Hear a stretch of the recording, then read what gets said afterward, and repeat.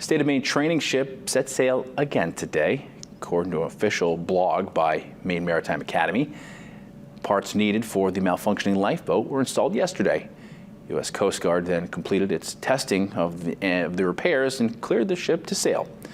On May 8th, the state of Maine left the Port of Castine for its annual training cruise around the world, but a problem with one of the lifeboats forced them to anchor off Searsport Harbor and eventually return to home port earlier this week. The ship left shortly after noon. According to the blog, it will travel to New York before heading to Spain.